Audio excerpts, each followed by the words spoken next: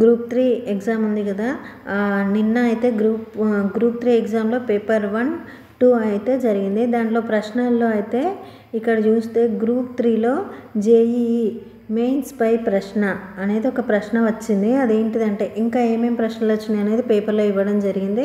ఇక్కడ చూస్తే హరితహారం, కళ్యాణలక్ష్మి, ఆరోగ్యలక్ష్మి పథకాలపైన, తెలంగాణ తల్లి విగ్రహం పైన ప్రశ్నలు వచ్చినాయి. ఆలస్యంగా వచ్చిన వారికి నో ఎంట్రీ అయితే లేకుండా ఉంది. ఇక్కడ చూస్తే ఏమి ఇచ్చిండ్రు పేపర్లు అంటే గ్రూప్ 3 పరీక్షల్లో ఐఐటి జేఈఈ మెయిన్స్పై ప్రశ్న అనేది వచ్చింది. విద్యార్థులకు నాణ్యమైన విద్యను అందించడంలో ఐఐటీలో కోర్సులకు చాలా డిమాండ్ ఉంది. ఐఐటీలో 17,000 సీట్లు ఉన్నాయి.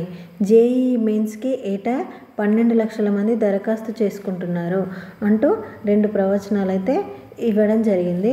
వీటిలో సరైనది ఏది? 2 సరైనవే అంటూ ఆప్షన్లు ఇచ్చారు. ఇక కేసీఆర్ ప్రభుత్వం చేపట్టిన ప్రతిష్టాత్మక పథకాలపైన గ్రూప్ 3లో ప్రశ్నలు ఇచ్చారు. అవేంటి అంటే కళ్యాణలక్ష్మి, హరితహారం, ఆరోగ్యలక్ష్మి పథకాలు ఇచ్చి ఆయా పథకాల లక్ష్యం, ఉద్దేశాలను జతపరచమనే ప్రశ్నలు ఇవ్వడం జరిగింది. తెలంగాణ తల్లిపైన కూడా ఒక ప్రశ్నను అడిగారు. సినిమాలపై 2 ప్రశ్నలు వచ్చాయి.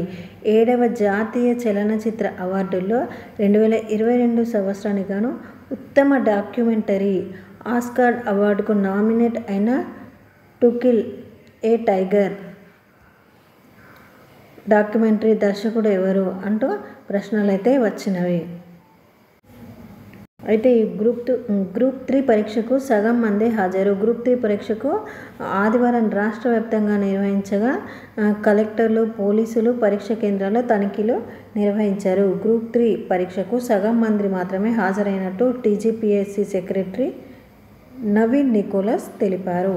ఉదయం పేపర్ 1 పరీక్షకు 51.1%, మధ్యాహ్నం పేపర్ 2 పరీక్షకు 50.7% మాత్రమే హాజరయ్యారు అని తెలిపారు. ఇది గ్రూప్ 3కి సంబంధించిన అప్డేట్. గ్రూప్ 3లో ఎలాంటి ప్రశ్నలు వచ్చాయనేది ఒకసారి చూసుకుంటే నెక్స్ట్ మనకి ఏ ఎగ్జామ్ ఉన్నా కానీ ఈ టీజీపీఎస్సీలో పేపర్ 1లో ఇలాంటి పథకాలపైన ప్రశ్నలు అయితే ఖచ్చితంగా వస్తాయని చెప్పడం జరిగింది. Thank you for watching and subscribe my YouTube for more updates.